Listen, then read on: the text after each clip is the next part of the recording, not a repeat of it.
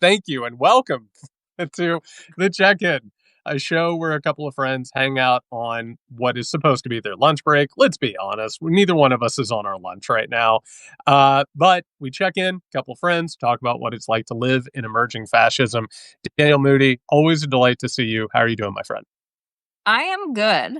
I am good. And I was saying before this, my friend, I have had for folks that check out the Damn Digest, which is my Substack, I wrote a piece over the weekend saying, I've been traveling for the past couple of weeks and know that that is an immense privilege to have to be able to travel because I work remotely. And it was the first time in this 5 years that I've been working for myself that I decided to try and work someplace different. And so I'm out of the country right now. And I have to say that getting all of the alerts on my phone, recording and, still doing all of the shows with you, with Waj, the Danielle Moody show. America is fucking bananas. Like, and it is, it because you're in it, but it's like one of those things that you can't really see a painting until you stand back from it. Like, and then you can kind of see the detail and understand it, but you can't see it if you're standing in it. And for me, that's what this experience has provided me. It's like, let me back up for a minute from America and kind of see what's happening. And it's dizzying. Like, it is dizzying. Um, every day. I mean, I was sitting and it was like I got an alert 2 hours in between each other a couple of days ago that was like, there was a shooting in a Target parking lot. There was another shooting, like, at a barracks. There was another shoot, like, all in this, like, within 2 days and like a few hours of each other. And I was like, there's nobody else in the world experiences that kind of continual trauma and mayhem. Um, like we do. So it's been very fascinating to look at America from a distance through a different lens. Um how are you, my friend? Well, first of all, I think that's invaluable perspective. We talked last week. I was in a car trying to steal some signal somewhere. I had a smaller version of this. Like, I was out in the middle of nowhere. I didn't have reception. I didn't have the internet. All of those things, and then to like go into civilization and start to wrap my head around what had happened was dizzying is the right word, but it's Mm-hmm. also stepping outside of that flow, I think, provides so much clarity because we have been like absolutely marinating in this shit. Mm-hmm. Like, just a consistent feeling of it. And, I think about whether it's tragedies that are completely preventable and that nobody takes steps to take care of, or the increasing amount of fascism. I was left thinking, and what you just described, I spent a lot of time researching expats from Mm-hmm. fascist countries, people who left Italy and Germany and, Greece for a period, or even the Soviet Union, who would then go to other countries. It used to be America. This used to be the Yep. place where Yep. people would Yep. escape to, right? But, here we are now. And, they would get their news in newspapers, which back in those days were incredibly slow, and so Mm-hmm. you almost got like a contained flow of things. Like, it was almost sort of like at the, pace of day by day. You were able to read the newspaper, and then you were able to put it down. You go about your day, you pick up the newspaper, you see what it is. But the speed of this and the way that it actually feels, first of all, we're not adapted to this. Like the rise of internet and social media and immediate information, it has completely and utterly overwhelmed us in all facets of our lives. And so it feels like it's happening at such speed that the moment that you're able to see this, or you get an alert or whatever it is, to borrow a phrase people have said, it's like turning on a fire hose, like point blank Yeah. in front of you. And to have those moments and those breaks to start to process them, and to start to let them sort of like manifest in us and to be able to wrap our heads around it is not only vital, but I think also what you're describing, it is the feeling of being outside of something that has constituted your day-to-day life for your entire life, more or less, and Yeah. has now sped up and gotten worse. And I find that I find that infinitely fascinating as an analyst, but also as a human being. Like that I think that type of clarity is necessary. There was a couple of months ago, one of my other friends was having her 50th birthday party. And so a couple of us went to Europe, and there was a show that was happening at the Pompidou Museum in Paris, which is like one of my favorite museums because the outside of the museum, like this structure, the tubing and all of those things are on the outside of the building as opposed to the inside of the building. So it's just very cool to look at. But they were doing an exhibit called Paris Noir, and it was this retrospect on 19 from 1950 until 2005, all of the Black diasporic artists that had fled their different countries, all all over the world, and had come to Paris for some type of reprieve. And the first artist that the first person that you were met with when you walked into this exhibit was James Baldwin. Mm. And we know that Baldwin left the United States, back in, like, he would leave. He stayed for quite some time in France, would go back and forth to the United States and France. He spent quite some time in Turkey, and other places. And so when he was traveling, writing and saying, I cannot write about America being in America. Like, I need some distance. And he's like, but what that distance also provided is that while he was, traveling, and this was like in, I think his first time in France might have been in the 1940s, right? The 1940s or 1950s.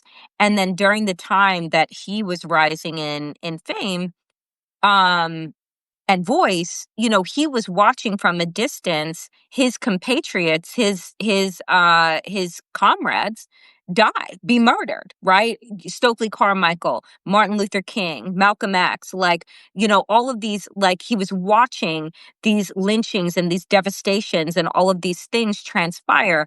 And it's like, you cannot, and I remember there was an interview that he did, and I think it was one of the ones that they were playing at this exhibit, where he was just like, you can't write and think from a place of trauma and fear all the time when you're thinking that every knock, every police siren is going to be someone coming for you. And I had not realized how unnerved, and I think that you and I spoke about this a couple of months ago when I was in an incredibly dark place, and you're like, how are you doing? And I'm like, I'm fucking terrible, and grappling with whether or not I should go on antidepressants, and having this conversation with my therapist. Like, I'm not processing this well, like what is happening, and feeling like every day that I was just waiting for the knock at the door, the moment that I'm going to be picked up. And so there is a particular ease in my nervous system right now that I haven't experienced in, I don't even know how long it has been, just living in this kind of calcified, fear, and worry and anxiety and just considerable pace that just feels unrelenting.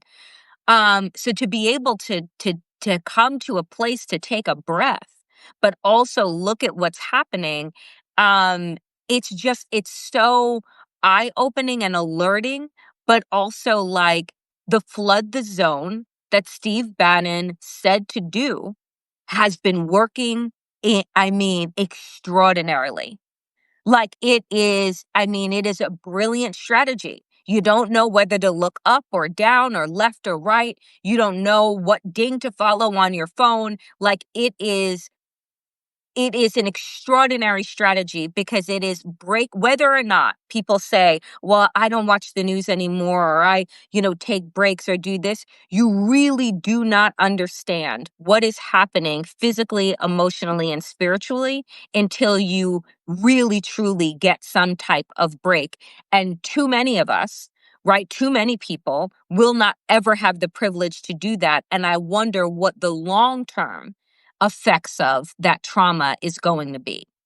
I think that's the $1 million question here, and I think I want to talk about a couple of things that's related to this, and I'll start with a personal anecdote. So back when I got into political analysis, it was sort of an accident. It was back in 2016, and all of a sudden, like I went massively viral reporting from MAGA rallies because you had the New York Times and all these major outlets that would go to these things. They didn't go in the crowd. They didn't get a sense of what people actually were feeling and wanting. And I started talking about it, and all of a sudden, I was like thrust into the public eye. And over the course of 2016, like I lived in the South at that point, and I had neo-Nazi fascistic groups like stalking me, trying to break into my home, like a constant threat. You know what I mean? It was never ending, and like it was an actual legitimate threat, like being swatted. Like it was really bad. And I realized in the middle of that, and I'm so far like different from where I was in 2016 over the course of those 9 years. And I can't believe I'm saying out loud 9 years. Over the course of those 9 years, I have realized that in that period, Danielle, I had compartmentalized that so much that it became an everyday facet of my life that I was just like, well, this is the price of doing business. I can't think about it all the time. I can't ruminate on it, right? Because if I do that, like I'll stop doing what I'm doing, which is what people want people to do, Right. or I'm not going to be able to survive. And I think now with a little bit of distance from that and a lot of healing, what I've realized then is like I basically shut off parts of myself that were necessary, Mhm. that actually created a more well-rounded life. It hurt me, it hurt others, it hurt my daily experience, it hurt my long-term experience. And I think about that because this morning I got up, and like a few minutes after I got up, I heard a police siren. And I heard it, and the acoustics of it wasn't like on my street, but it sounded like it was on my street. And I had this moment where I was like, oh, like, is that coming here? You know what I mean? Like Yeah. is it, and we are, for context, we're living in an increasingly police state in which people like ourselves who speak out against power and capitalism, like, are we on list? Absolutely, we're on list. And I think you and I have talked about it. I've talked about it with a handful of others. Like, I think some people looked at it for years as if it was almost like cosplaying or role playing, like to be like, no, this is going to get a lot more dangerous. It's going to get a lot more oppressive. It's going to get a whole lot more fascistic. But in that moment, I heard it and I wondered, what was that? And then I went to get my coffee. And while I was getting my coffee, I was like, that's not a normal way to live. It is not normal to live in existence where that happens. And my room where I do work, I can't see out the front of my house. And so like if my Mm. dog gets upset or if I hear a door, sometimes I have to go look out the window and be like, what's going on here? You know what I mean? But Yeah. over time, we are so adaptable, which is one of the amazing things about being a human, is that we can survive in incredibly like exhausting environments. That doesn't mean that we thrive. That doesn't mean that we're well, but we're able to sort of adjust something within ourselves in order to sort of survive. And you really risk at times doing that, shutting yourself off, not really living life, not really knowing yourself, not really knowing what it is that you want or what you need. And that, unfortunately, I think is like one of the constant battles that we have to fight now. And a lot of people shut it off and they're like, police state's not being built. Like they're just troops in DC and Trump is just doing this thing. Meanwhile, we all know what's happening with Palantir. We all know what's happening, with federal power and jurisdiction around the country. But I do think that one of the vital elements of this is being able to not fully slip into those dissociated states where it's like, well, that's normal. Thinking that possibly people might get rounded up or people might experience violence or oppression. And I think that that is one of the things that taking time helps with, and getting outside of it and allowing it to feel weird and allowing it to feel dangerous. That sort of keeps us from, I think, slipping into those states, which are our natural adaptations. That is how the human species has managed to get where it is. But that doesn't mean that's how we need to live moment to moment. It doesn't, but my concern, like my deep concern for you, for me, and for everyone, is that there came a time in all of these different places that were overtaken by dictators, fascism, etc., where it was like it was time to go. Yep. And, particularly for the most marginalized groups that were being targeted, that it was just like, oh no, we're not riding this out. It is time to go. And as I'm watching now Washington, D.C. get the same treatment, if not worse, than what was happening with LA a couple of months ago. Donald Trump now threatening Oakland and Baltimore and New York City and essentially every place that has a black mayor, because I want people to understand the thread that is linking all of these. It isn't just the fact that they're in blue states.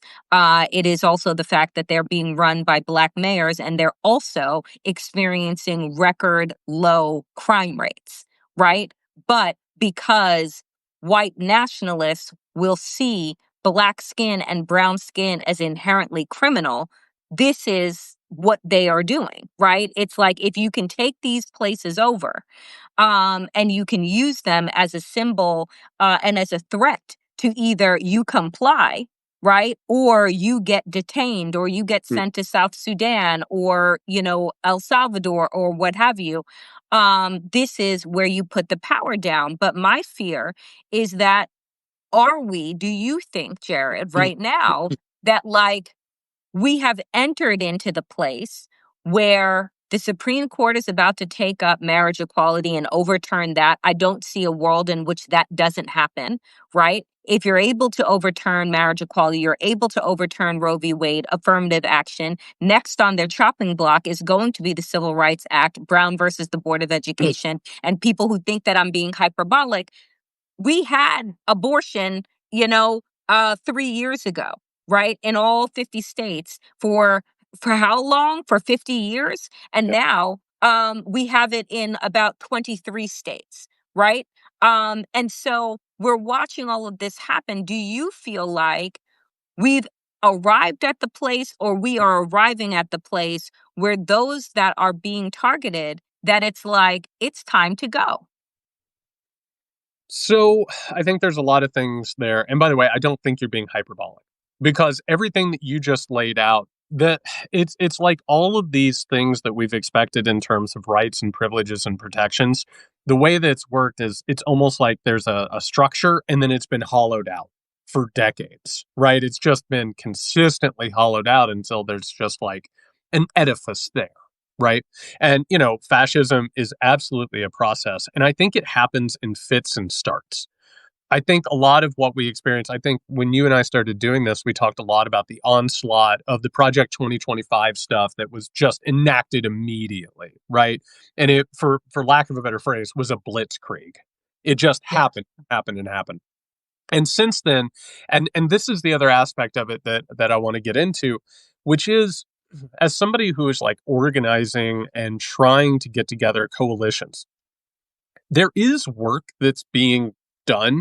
But I think the larger sort of ebb and flow of what we talk about, whether it's collective action or people rising up and pushing back, you notice that it has gone in ebbs and flows along with the overt fascist actions, right? Hmm. Like you don't have the largest day of protest in the United States of America in its history without the overt actions.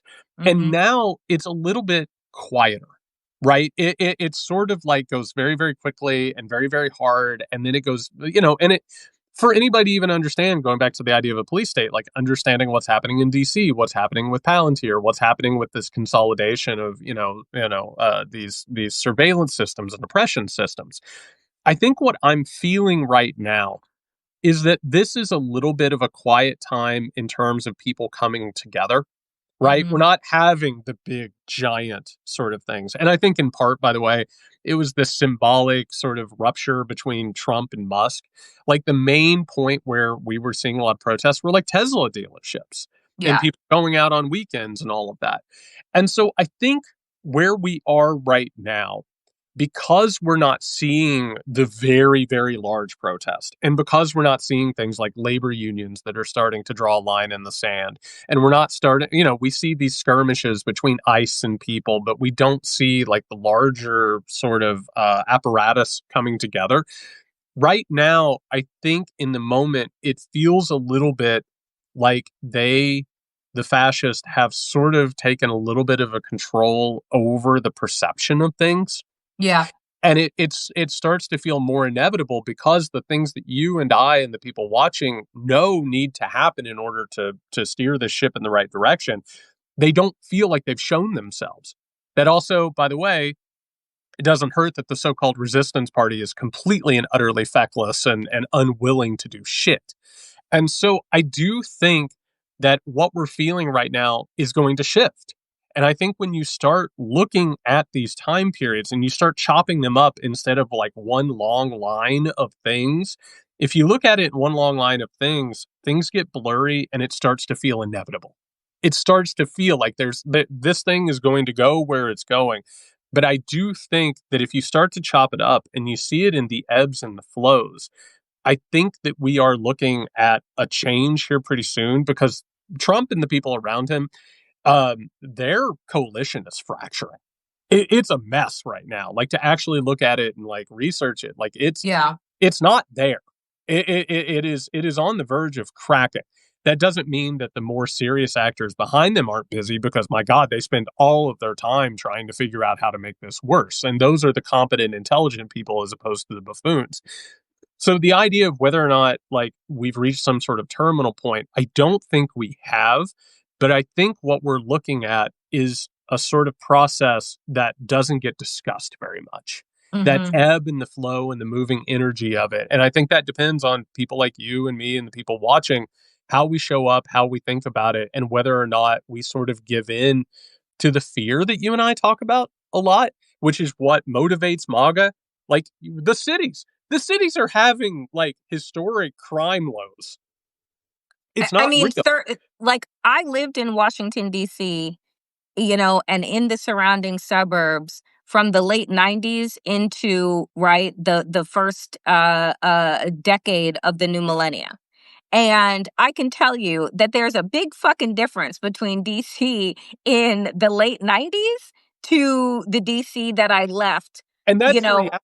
that's reality from someone who lived there. And Yeah. anybody who lives in these cities will tell you New York is not a hellhole. Los Angeles is not a hellhole. These are dark fantasies of white supremacists. They believe that's the entire purpose of this, is to take over these places based on fears that are completely unfounded and unreal. And I think what's happening, I think the change that is going to come and the change that is eventually going to win out, it's much quieter than what they're doing.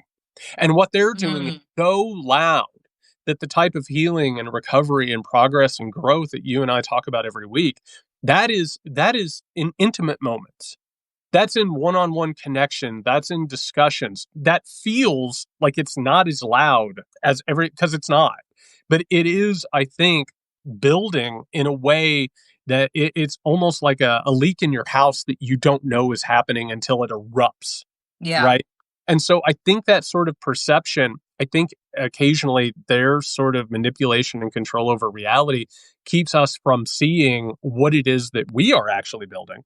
And it doesn't have a structure, it doesn't have a name, it doesn't have an apparatus, but I think organically that's growing. So I don't think we've entered the terminal point. I think we're still in the consolidation period.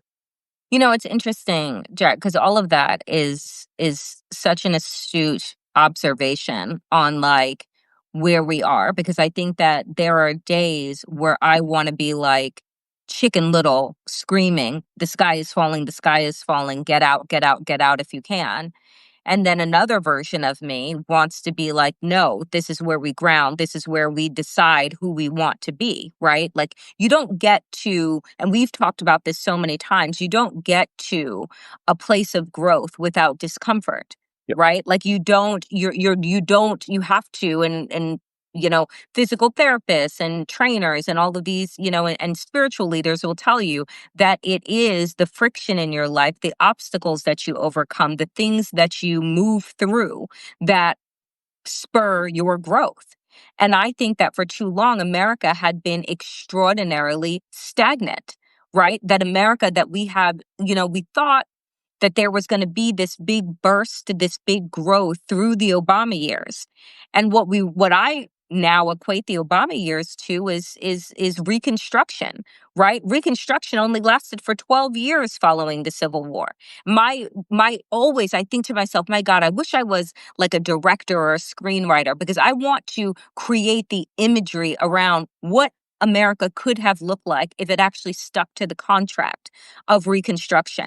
And similarly with Obama, right? We wanted to believe that we were post-racial. We wanted to believe that we Yep. had, we had risen to the mountaintop, that we had created this multiracial democracy without actually having done any of the hard work of really unpacking the trauma of 400 years of slavery, of 100 years of Jim Crow, of centuries of misogyny and patriarchy, and the abuse that capitalism has on all of us, and and just wanted to believe, well, then this one Black man, he's a symbol of the fact that we don't ever have to talk about those things.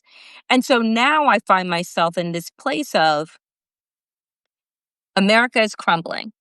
We are watching the breakdown. We are experiencing the breakdown. We're living in the breakdown. How do we both observe the breakdown and not be broken down? Because that is the whole entire plan, right? It's like Donald Trump. I saw this, what was it, yesterday? I was going to have a UFC match on the grounds of the White House. Yep. And I can't think of anything trashier and more disgusting than that. I honestly can't. I'm like, oh, that's right. He already turned the South Lawn into a used car lot with the Tesla setup to help Elon Musk and the flailing Tesla stock at the beginning of the year because of his, association and his excitement around Nazism.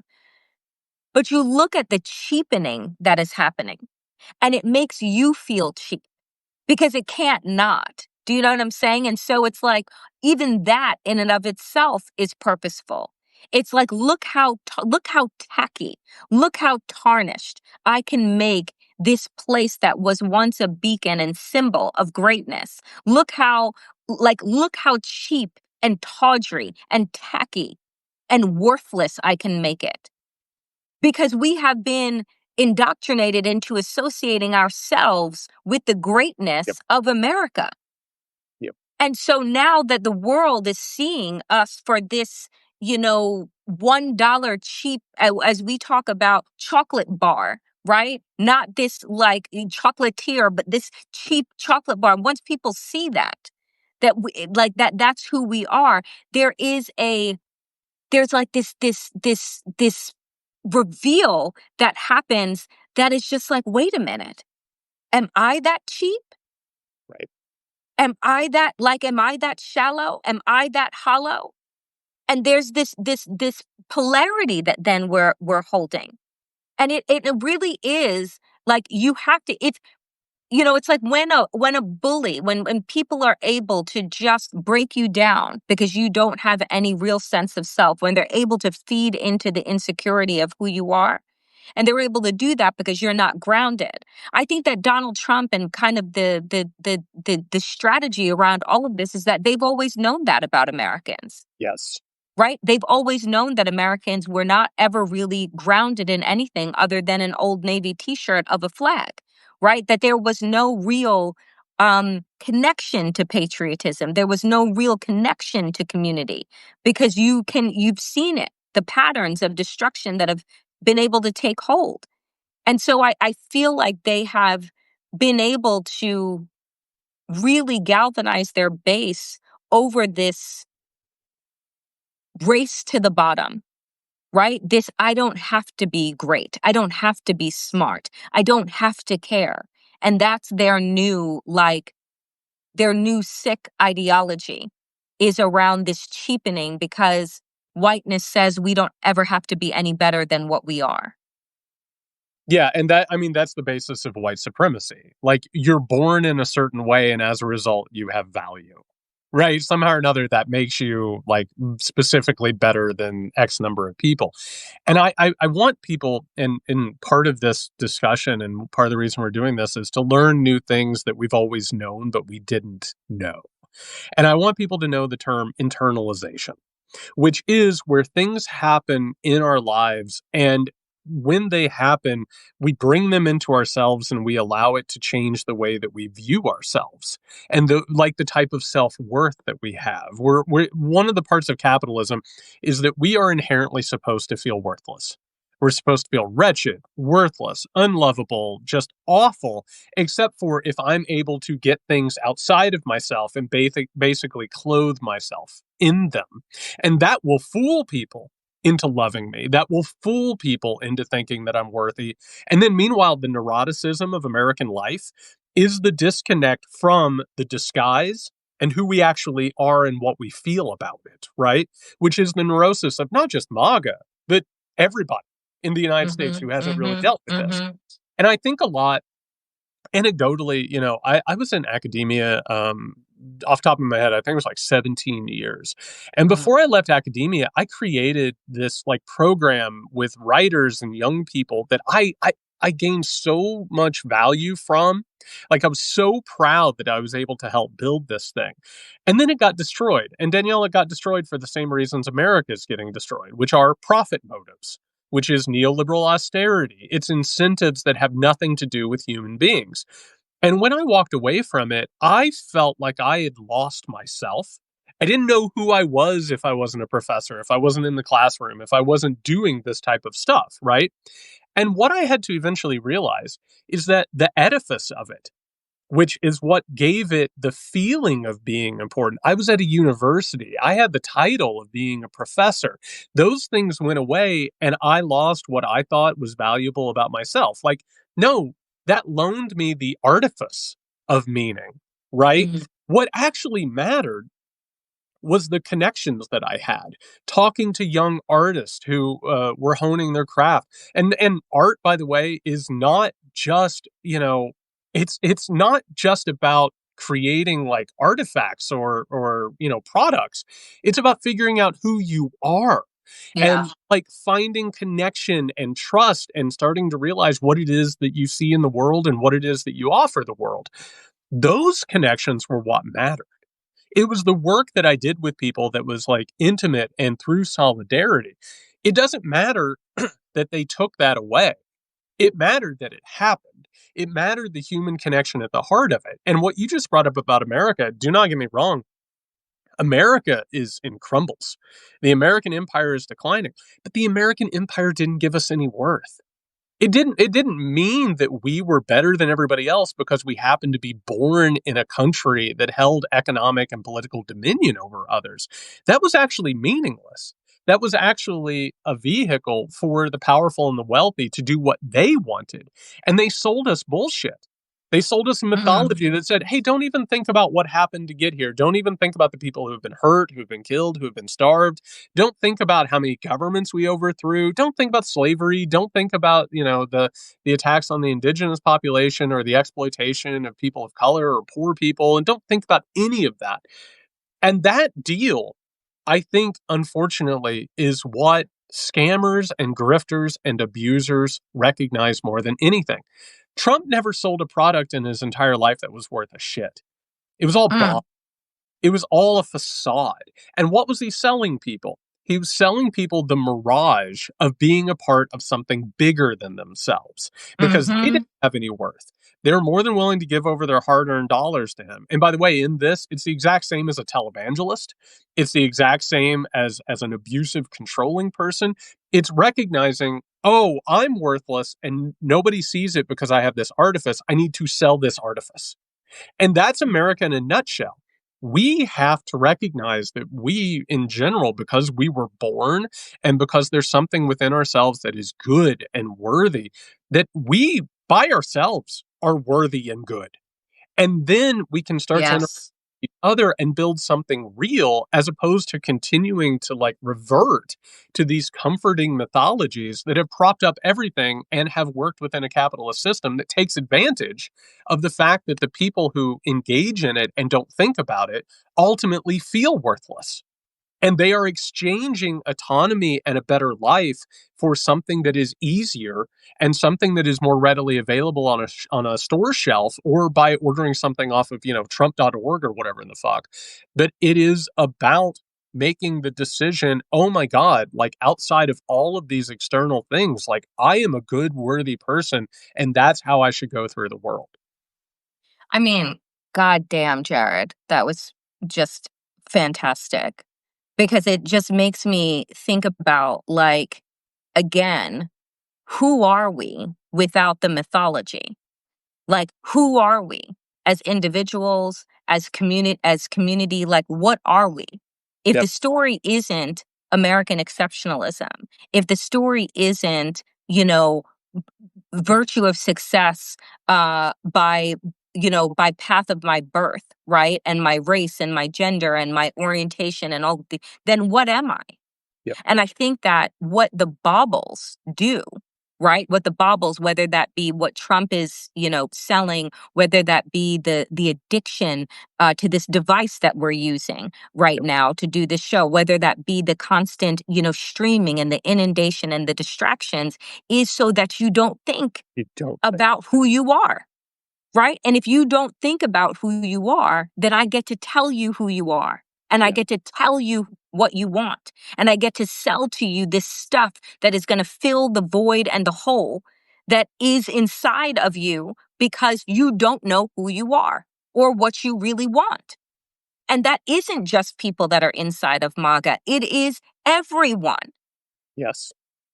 And it is what capitalism at its very foundation has done. It has stripped away all of the value from society and then sold it back to you in pieces. Exactly.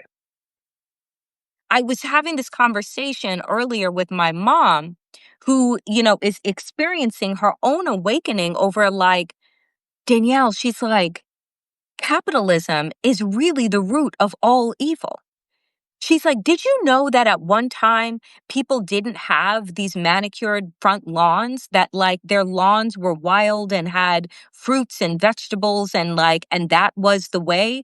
But then we sold this idea of what was proper and what was right. And that meant that then instead of, having and growing your own produce and what have you, that then you're going to the grocery store, that instead of it being about like what are we creating in our community, my sign of success was what I've done individually. Instead of families living together and being able to, build wealth together and buy homes and property, we said no, no, no. Right? Like, you need to have your nuclear family and your nuclear family and your nuclear family. And if you live in this intergenerational household, somehow that's poverty. Yep. Right? And I'm like, and all of the things, like, if when you break it all down, like, oh, not to take care of our elderly, but to put them in nursing homes that then put a financial like stress on us rather than the value of living in an intergenerational home. Right? Like, it's incredible the ways in which we have been stripped of our spiritual and communal connection to ourselves and to one another, and then sold this product that told us that what we innately knew to be true, right? About our desires for connection to each other, connection to nature, that somehow somebody said, no, no, no. Nature is the place that you go and visit. right? Like it's not the place that you're in, so you don't need to tend to that. Like, oh, I'm going to sell you these Lululemon pants and this yoga class that is going to now fill this gap in this void, but you can only take that yoga class if you have those right pants and that right mat that show just how Or that wealthy you right are body. Yeah. and the right body, Yep. right? And so it's like this weird, wild, twisted, like obsessive compulsive mindset of consumption and distraction. And it's like, to me, is that if somehow you can break the spell of capitalism right now, if somehow you can break that spell while in the midst of this crumble, like you are less likely to be swayed and denigrated and polluted, right, in a way that they need in order for them to really command the type of control that they're after.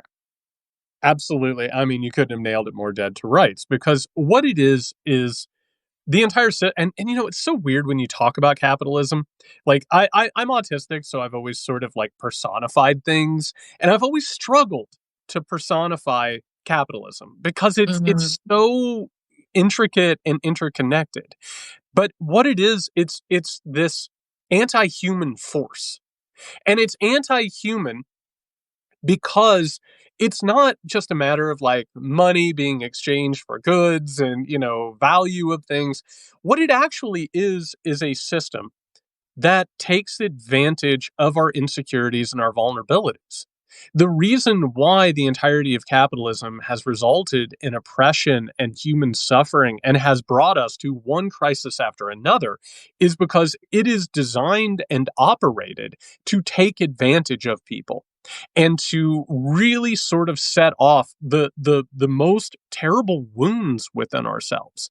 So many of our interactions, whether or not it's within the workplace, the political place, or the economic space, it feels it feels bad, like when you really pay attention to yourself, because you are being taken advantage of.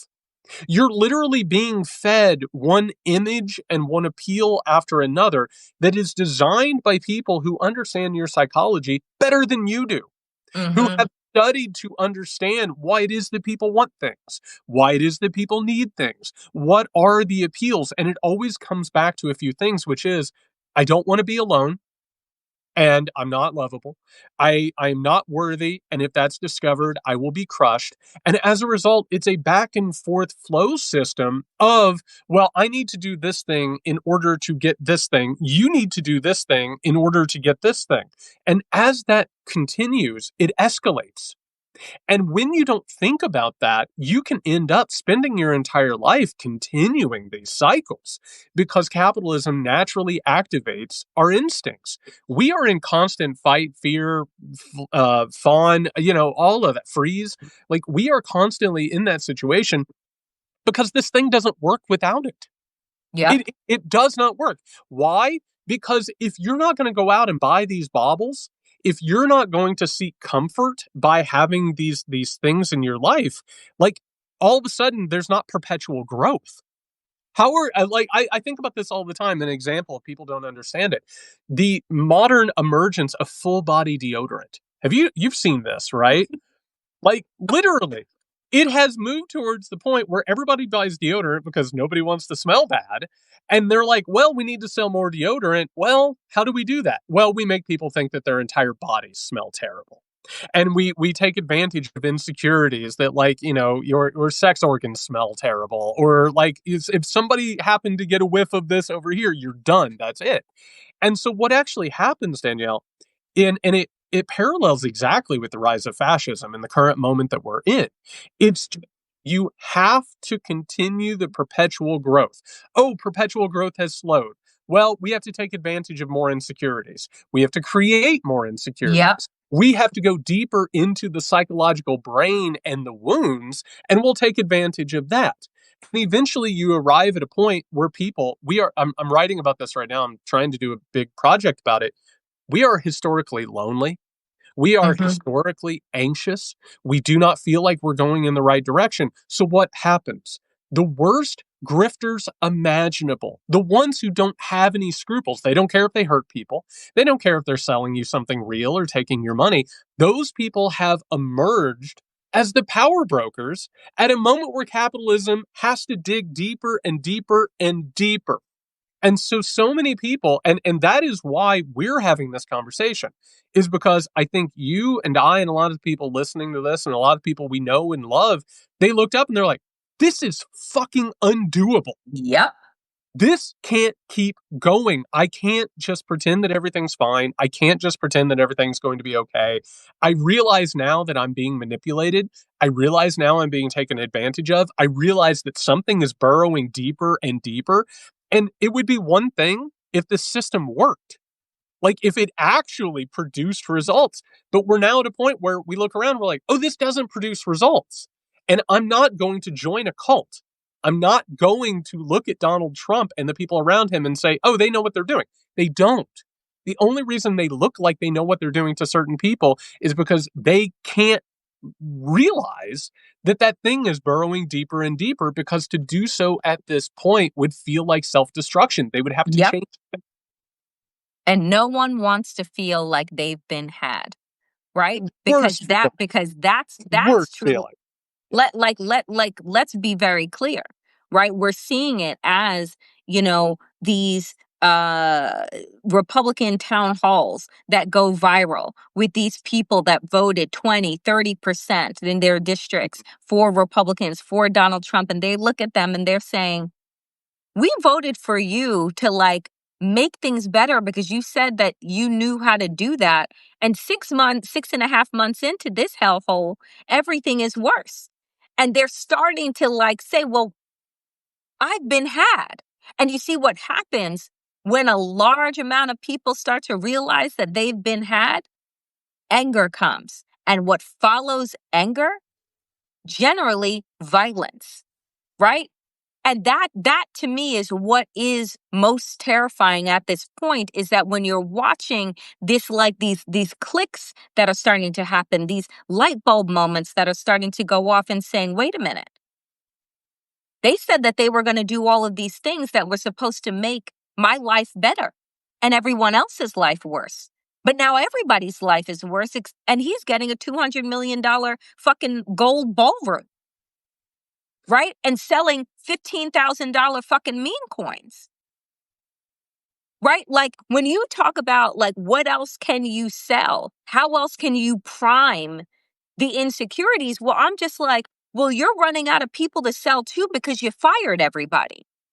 Because unemployment is going to start to go through the roof because job growth numbers have slowed down. So the amount of people that are going to be able to quote unquote buy to fill this void is going to be less because they are unemployed.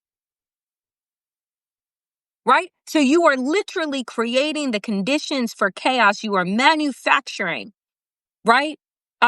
This type of just, I mean, depravity and chaos and cruelty, and still trying to sell to people. Yep. And I'm like, and that at this point, it's sociopathic. Like the other day, Kim Kardashian comes out with a line of facial wraps, Jared. They're the kind that you get after you get a facelift. Hmm. And she's selling them to the general public for $50 because it has some type of magic face fiber in there to help your face stop from falling. Look, you want to look like me? Buy this $50 face fucking mask that's going to lift your face up. Meanwhile, you're like, how many surgeries have you had? But you're continuing to sell this illusion that people fall for, that they're like, oh, yes, that's what I'll do. My face is falling. I'll buy the face mask that'll pull it all back. And it's like, my God, right? Like you have to create and you have to say to people, oh, well, I guess you haven't looked at your face too closely these days. So here's the thing I got for you, because I'm done with the butt thing now. So I'm now moving on to this and picking out whatever, picking at you, because that's what all of this is. It's just continual picking people apart and then pitting them against each other. And I'm just like, what happens when no one has any money to spend? Like, what, then what happens? So I want to answer that, but I want to highlight something you just brought up because it's at the heart of it, but we never name it as a society. It's sociopathy. Literally, capitalism, Yes. sociopathic. It's not like in the beginning you can say, well, maybe people want to have like a washer and dryer. They would like more freedom and luxury and like, inventions like that. Eventually it turns into the worst people get rewarded for the worst things. And it starts to create a sociopathic cycle. And eventually downstream, it just ends up becoming people who don't see other people as people, who don't consider other people's feelings or other people's emotions. They are simply a means and a way of getting wealth and getting power. So what we're dealing with right now is literally a it's layer upon layer of interconnected sociopaths, corporations, the Mm. wealth class, the elite, political class, and on top of that, a bunch of people who have learned that the only way to get ahead as the circle shrinks is to be sociopathic in their interactions, in their work, in the way that they go through the world. And it creates a feedback loop in which that sociopathy gets worse. And here's the thing, you just brought up something that's very, very important in all of this. When that's considered, when you do things to take advantage of other people, when you take advantage of the things that are there that like make them vulnerable and can sort of take care of it. We talk about this all the time, Danielle. They don't have a long-term plan. They don't have any sort of Nope. plan for what things can be outside of continuing to increase their power and their oppression. That is always going to make things worse. So when you look at fascism, you look at authoritarianism, it is inherently not just sociopathic, it's self destructive. And eventually, capitalism can't help itself without at least being regulated or destroyed. And eventually, there's going to be a contradiction.